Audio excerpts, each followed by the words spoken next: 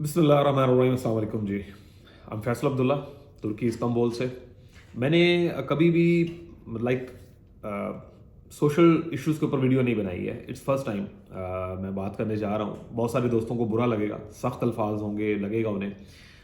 कुछ मुफाद परस्त जो हैं उन्हें लगेगा कि पता नहीं मैं उनके खिलाफ बोल रहा हूँ। कुछ ब्लो बेल्ट तबके के लोग हैं उन्हें लगेगा मैं उनके खिलाफ बोल रहा हूँ। कुछ ताकतवर लगेगा उन्हें मैं उनके खिलाफ बोल रहा हूँ। नहीं भाई, आई लव माई कंट्री। मैं उतना ही मुहब्बे वतन हूँ जितना आप पाकिस्तान के अंदर रहते हुए हैं या जितना ओवरसीज़ पाकिस्तानी पाकिस्तान से बाहर रहते हैं। मुझे भी अपने मुल्क से उतना ही प्यार है। पिछले 2-3 सालों में दुनिया बिल्कुल चेंज हो रही है। हर मुल्क देख रहा है कि उन्हें किस ग्रुप में बैठना चाहिए, किस कंसोर्शियम में रहना चाहिए, कैसे वो स्ट्रेंथन हो गए आने वाले दौर में। कोरोना जैसे अगर हालात दोबारा होते हैं, न्यू वर्ल्ड ऑर्डर अगर बनता है, जंगें शुरू होती हैं, तो वो कहाँ सेफ हैं। वो अपने मुल्क के लिए सोच रहे हैं, वो अपने लोगों के लिए सोच रहे हैं। They have billion of reserves, उनके पास खाने पीने के रिजर्व्स हैं, रिसोर्सेज हैं। वो ऐसे कुछ मुल्कों ने ऐसा सिस्टम बना लिया है, जैसे ईरान है एक जिंदा मिसाल। वो एक सर्कल के अंदर अपने आप को चला रहे हैं। उन्हें इससे प्रॉब्लम नहीं है कि बाहर के लोग अगर उनके साथ नहीं है तो वो कैसे चलेंगे। अगर कहीं कुछ नजर नहीं आता तो सिर्फ एक पाकिस्तान है जो ना किसी ताकतवर के साथ खड़ा है, ना किसी कमजोर के साथ खड़ा है, ना अपने लोगों के साथ खड़ा है। उसकी शायद वजह यह है कि हम शुरू से डे वन से हम लोग गुलाम थे, गुलाम हैं और शायद गुलाम ही रहेंगे, अल्लाह ना करे। हम पे अंग्रेज़ों ने हुकूमत की, हिंदुओं ने हुकूमत की, क्रिश्चियंस ने हुकूमत की, अफगानियों ने हुकूमत की। हमें इतनी आदत पड़ गई है गुलामी की कि आज हमारे अपने सियासतदान या ताकतवर अदारे जो हैं, अगर वो भी हमें गुलाम स्लेव के तौर पे डील कर रहे हैं तो हमें कोई फर्क नहीं पड़ रहा। We are happy, we are good to go with these situations. हमारे लिए वो बादशाह वाली मिसाल है कि वो बादशाह ने लैंच खिलार लिया कि गंडे भी दो तो छितर भी मारो, मिसाल सुनी होगी सारों ने। तो हम वो लोग हैं कि हम पाकिस्तानी उस लाइन, हमारे ऊपर बड़ा फिट आता है ये चीज़ कि भाईजान बादशाह को कहा कि भाईजान छितर भी मारो, प्याज भी खावांगे, लेकिन बंदे बधा लो, छितर मारने वाले साडा टाइम वेस्ट हो रहा है, असं जाके गुलामी करनी है, असं लुटना है। आप गवर्नमेंट डिपार्टमेंट्स में चले जाएं, बिना पैसों के काम नहीं होता। और जो बंदा बिना पैसों के काम करना चाहता है उसे काम करने नहीं दिया जाता। आप हॉस्पिटल्स में चले जाएं, आपको प्राइवेट हॉस्पिटल्स में भेजा जाएगा गवर्नमेंट हॉस्पिटल से। मेरी वालदा, मैं जिंदा मिसाल हूं उस चीज़ की, उन्होंने 25 साल एक गवर्नमेंट हॉस्पिटल में सर्व किया और अपने आखिरी दिनों में मेरी वालदा को बेड नहीं मिल रहा था। वहाँ का सीनियर डॉक्टर वो एक प्राइवेट हॉस्पिटल में भेजता है हमें कि वहाँ पे जाएं, वहाँ पे एक डॉक्टर है, वो इनका अच्छा इलाज करेगा। She was parkinsonism patient, basically neuro का प्रॉब्लम था, ब्रेन का इशू था। हम 3 साल ब्लाइंडली एक ऐसे डॉक्टर से प्राइवेट हॉस्पिटल में जाके इलाज कराते रहे जो हरामजादा एक गवर्नमेंट हॉस्पिटल का हेड था। और हमें पता लगा 3 साल बाद, इस तरह से सिस्टम चल रहा है। क्यों चल रहा है? हमने इसको ऑन किया हुआ है, हमने इसको ऑन किया हुआ है। फैक्ट्रीज हैं बंद हो रही हैं, गरीब के घर रोटी है नहीं है मैटर नहीं करता। बुरे हालात आ गए हैं तो हम जुगाड़ी कौम बन चुके हैं। बत्ती नहीं आ रही, यूपीएस ले लो, यूपीएस चार्जिंग के लिए लाइट नहीं है, दीवे बाल लो, दीवे बालने लिए कोई नहीं है, बत्ती बना लो। मतलब हम आल्टरनेट ढूंढते हैं। गाड़ियां महंगी हो गई हैं, सस्ती गाड़ी देख लो, पुरानी गाड़ी देख लो, गाड़ी नहीं ले सकते बाइक ले लो। यार हम अपने राइट्स के लिए क्यों नहीं उठते? हमारी ज़मीनें बाहर के मुमालिक को बेची जा रही हैं, लीज पे दी जा रही हैं, हम नहीं बोल रहे। क्यों? हमारे घर की रोटी चल रही है। माड़े से माड़ा बंदा और अमीर से अमीर बंदा, they have different narrations, different सोच, हर कोई एक अलग अंदाज में चल रहा है। सॉरी, हमारा जो ज़मींदार है वो खुद कमाना चाहता है, वो अपने लेबर को नहीं देना चाहता। मिलियन ऑफ डॉलर्स कमाते हैं हमारे जो अशराफिया है, लेकिन वो नीचे तक पैसे आने देना नहीं चाहते। बच्चियों की इज्जतें महफूज नहीं है, जवानों के पास रोजगार नहीं है, मुल्क के हालात दिन ब दिन खराब हो रहे हैं। हमें फ़र्क नहीं पड़ रहा, बीइंग ए नेशन हमें फ़र्क नहीं पड़ रहा। एक बहुत बड़ी तादाद है, ये वीडियो बनाने की जो वजह है, एक बहुत बड़ी तादाद है पाकिस्तानी इंडस्ट्रियलिस्ट जो थे, जो मिल ऑनर्स थे, उन्होंने पाकिस्तान में अपनी इंडस्ट्रीज बंद की हैं। वो पुर्तगाल चले गए, वो तुर्की आ गए, वो बोस्निया जा रहे हैं, वो मोंटेनेग्रो जा रहे हैं, वो यूरोप में जा रहे हैं।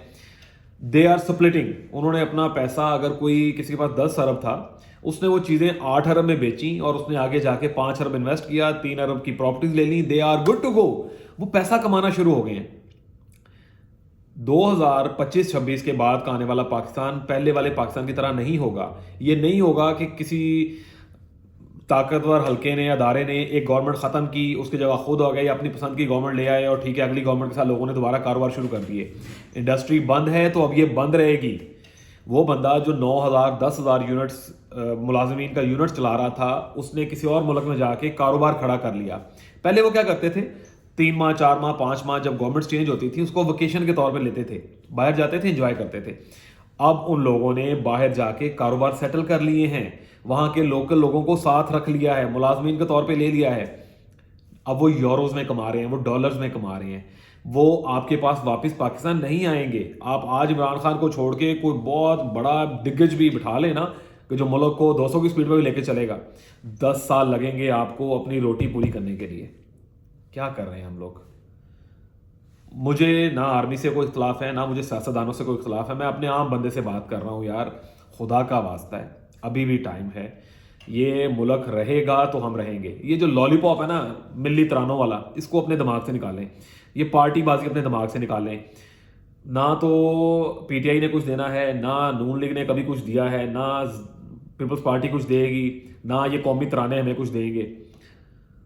सिर्फ एक ही तराना है, पाक सरजमीन शाद बाग, दैट्स इट। वो नहीं है, इतना जूता पड़ेगा आने वाले चंद सालों में कि आप बर्दाश्त भी नहीं कर सकोगे। हमारे अपने सोर्सेज हैं, हमारा अपना गोल्ड है, हमारा अपना निकल है, हमारा अपना यूरेनियम है, हमारे अपने केमिकल्स हैं, हमारे अपने पत्थर हैं। दुनिया बेच रही है, कहीं से तो वो लीकेज है ना, कहीं से तो वो जा रहा है बाहर।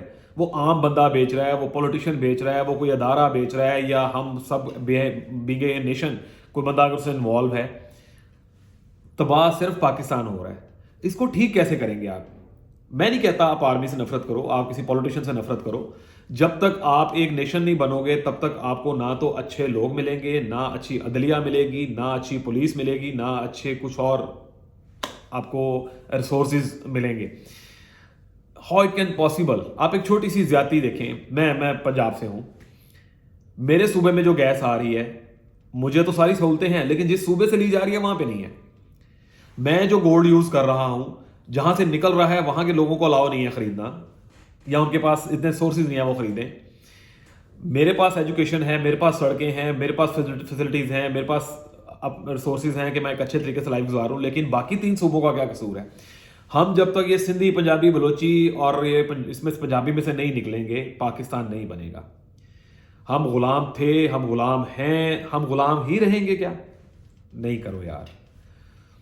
अभी रिसेंटली एक डिसीजन लिया गया पूरी दुनिया में, मैं मोटी मोटी बातें करता हूं, अगर आप लोग थोड़ा सा रीलों से निकल के, टिकटॉक से निकल के, यूट्यूब के ये फैंटेसी जो द जूज आजकल पाकिस्तान में आप देख रहे हैं, बीवियां नचा रहे हैं और पता नहीं क्या क्या कुछ हो रहा है, आप इस सब से थोड़ा बाहर निकल के अगर थोड़ा सा इंटरनेशनल मीडिया को स्टडी करेंगे ना, आपको नजर आएगा दुनिया कहीं ना कहीं शफल कर चुकी है, ब्लॉक्स बन चुके हैं, दुनिया और तरह से चल रही है। सब देख रहे हैं कि हमने रशिया के साथ खड़े होना है, अमेरिका के साथ खड़े होना है, चाइना के साथ खड़े होना है, तुर्की कहाँ जाएगा, कौन कहाँ जाएगा, इंडिया ने कहाँ जाना है, सब कॉन्टिनेंट किधर खड़ा होगा, गल्फ कंट्रीज किनके साथ खड़ी होंगी, किनको आगे लाना है, किनको पीछे धकेलना है। दुनिया एक नए न्यू वर्ल्ड ऑर्डर की तरफ जा रही है, हम डाउनवर्ड ऑर्डर की तरफ मूव किया हुआ है। नफरत ना करो किसी से, और कम से कम एक तो हो जाओ यार। इमरान खान ने आके कोई सोने के पहाड़ नहीं दे देने मुल्क को, नवाज शरीफ ने कोई सोने के पहाड़ नहीं डाले हुए यहाँ पर। मैं इनमें से किसी के खिलाफ नहीं हूं, मुझे इनकी सोच, इनके तरीकाकार से इख्तलाफ या नफरत जरूर है। इंडिविजुअली मैं कर भी नहीं सकता हूं, मैं नफरत की उस लेवल पे जा भी नहीं सकता हूं, लेकिन अगेन वही बात है, इस चीज़ को कोई भी अगर अपने खिलाफ सोचता है कि यार मैंने उनके खिलाफ बात की है, ऐसे नहीं है। मैं सिर्फ अपने पाकिस्तानी भाइयों से बात कर रहा हूँ। हम बाहर आ जाते हैं ओवरसीज़ जो हैं, तो हमारी कोशिश होती है कि यार हम उस तरफ चलें जिस तरफ सब लेके चल रहे हैं, ऐसा नहीं है। हमें पहली हमारी प्रायोरिटी ओवरसीज़ की होती है कि यार मुल्क अच्छा हो। वजह क्या है? हम कंपैरिजन ले रहे होते हैं। यहाँ जितना टूरिज्म है तुर्की में या बाल्कन कंट्रीज में या यूरोप में या इंग्लिश कंट्रीज में, इससे 1000 गुना ज़्यादा खूबसूरती हमारे पाकिस्तान में है। जस्ट हमारी कोई एक गवर्नमेंट या कोई अदारा यार जो भी ताकत में है, जो कंट्रोल करता है, यार टूरिज्म को प्रमोट करें ताकि हमारे मुल्क में लोग आना शुरू हो। हमारी रियल एस्टेट में इतनी आसानी दे कि लोग वहां पर प्रॉपर्टीज बाय करें। हम क्यों लोगों को बाहर की प्रॉपर्टीज बेचें? हम अपने लोगों को ही बाहर क्यों बेचें? अपने मुल्क में इंडस्ट्री तैयार करें, वहां लोगों को अच्छी पे दें, अगर किसी अदारे के 40-50 कारोबार हैं तो भाई उनको बजाय इंडिया से या बाहर से मुलाजमे लाने के अपने लोगों को पे दें, करें, खुल के कारोबार करें यार, बताएं ये हमारा है, हम खुशी से लेंगे वो चीज़ें कि हमारी अपनी ब्रांड है। लेकिन अगर पाकिस्तान के बजट को यूज़ करते हुए, आप पाकिस्तान के रिसोर्सेज को यूज़ करते हुए कोई प्रोडक्ट तैयार करके उसको यूरोप में बेच के या गल्फ कंट्रीज में बेच के और पैसा बाहर के बैंकों में रखेंगे तो पाकिस्तान का तो बड़ा गर्क होगा। आई डोंट नो, मैं चीज़ों को खुल के भी नहीं कह सकता हूँ, मैं आपको गालियां भी नहीं दे सकता हूँ, लेकिन बीइंग ए नेशन, हम पाकिस्तानी, हम क्या कर सकते हैं, हम किस तरह से आने वाले जो बहुत मुश्किल दौर है उसमें हम किस तरह से खड़े हो सकते हैं। सिर्फ एक ही तरीकाकार है, जब तक हम एक इकट्ठे नहीं होंगे, हम इकट्ठे होंगे, ये Noon league, people party, PTI, army, blah blah blah blah blah blah, इनमें से निकलेंगे, जस्ट पाकिस्तानी होंगे, तो हमारी आर्मी भी टॉप पे होगी, हमारे पॉलिटिशियन भी अच्छे होंगे, हमारी अदलिया भी बेहतर होगी, हमारी पुलिस भी अच्छी होगी। Otherwise we are a dump nation right now. Pakistani passport देख के आपको हकीर लोगों की तरह ट्रीट किया जाता है। आप यूरोप में कहीं चले जाएं, जैसे आप बताएंगे आप पाकिस्तानी हैं, उनके जहन में आपकी अच्छी ड्रेसिंग, आपकी जेब में अच्छा पैसा, आपके हाथ में महंगा मोबाइल, महंगी घड़ी, ये सब चीज़ें एक साइड पे हो जाएंगी। उनकी नज़र में आएंगे वो पाकिस्तानी जो इलीगल हमारे एजेंटों ने भर्ती किया हुआ मुल्कों में। दुनिया का कोई एक ऐसा मुल्क नहीं है जहां पर हमारे पढ़े लिखे और अच्छे लोग अजालम लेके नहीं बैठे हुए। दुनिया का कोई ऐसा मुल्क नहीं है जहां पे हमारे लोगों ने जाके अजालम अप्लाई नहीं किए हुए, जहां पे हमारे लोग इलीगली एंटर नहीं हो रहे। दुनिया का कोई ऐसा मुल्क नहीं है जहां पे हमारे एजेंट लोग नहीं है। वी आर बोर्न एजेंट्स यार, मतलब और कोई काम ही नहीं है। कोई डॉक्टर आता है, कोई इंजीनियर आता है, कोई फैक्ट्री रन करने वाला आता है, साला सबसे पहले वो प्रॉपर्टियां बेचनी शुरू कर देता है, सबसे पहले वो कंपनियां बनानी शुरू कर देता है। मुझे 24 साल हो गए रियल स्टेट में, ये 24वां साल शुरू हो गया 2025 में।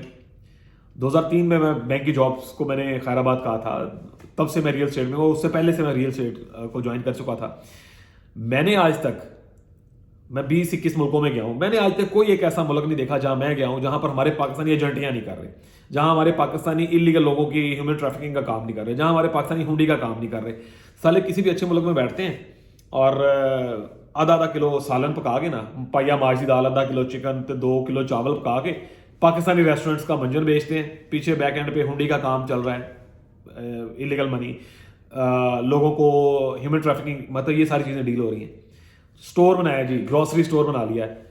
अब भाई जिस मुल्क में गए हो वहाँ की प्रोडक्ट्स बेचो ना, ये दाल, मंजन, शान मसाले और ये सारी चीज़ें इनको छोड़ दो, और फिर बेचेंगे भी महंगे तरीन। तुर्की की मैं अगर मिसाल दूँ, पाकिस्तानी रेस्टोरेंट खुलता है, लोकल रेस्टोरेंट पे, अफगानी रेस्टोरेंट पे, अरबी रेस्टोरेंट पे आप खाना खाने जाए ना तो आप 1000 रुपये में, आज की मैं बात कर रहा हूँ, आप 1000 ले रहा, मैं भी फैमिली के साथ खाना खा लेंगे, बड़ी ज़्यादा 1200 ले रहा में। आप पाकिस्तानी रेस्टोरेंट पे जाएंगे, 2 बोटियाँ यानी 50 ग्राम 70 ग्राम चिकन का सालन बना के और एक बोटी चिकन की डाल के बिल बना देंगे 2000 लेगा। क्या फुदू समझा हुआ यार। आपके पास जिस कंट्री में बैठे हैं वहाँ का लोकल कस्टमर तो आपके पास आएगा ही नहीं, उन्हें नजर आ रहा है कि they are cheaters, they are looters. अगर हम कुछ करना चाहते हैं अपने मुल्क के लिए, एक कंसोर्शियम क्रिएट किया जाए with in these all departments, सब बैठें, स्ट्रेंथन किया जाए अपने डिपार्टमेंट्स को, ताकतवर नहीं, स्ट्रेंथन किया जाए इस सेंस में कि सब अपने अपनी जगह इंडिविजुअली पावर में हो। अगर आप ये सोचेंगे कि सिर्फ एक अदारा ही काबू करेगा सबको, तो मुल्क नहीं चल सकता। एक बंदे के पास पावर होगी तो वो अपनी मर्जी के लोगों को लेके आएगा। आज हमारा एक डिपार्टमेंट पूरी दुनिया में जहां जहां हमारे काउंसलर्स हैं, रिटायर्ड ऑफिसर को आप बिठा दिया हुआ है, उनका क्या काम है यहाँ पर? They are property dealers, properties बेच रहे हैं और कुछ भी नहीं। सख्त बात है लेकिन ये है, हमारे अपने लोगों का पैसा निकाला जा रहा है, दूसरे मुल्कों में लगाया जा रहा है। ठीक है, कर सकते हैं इन्वेस्टमेंट्स, आप करें,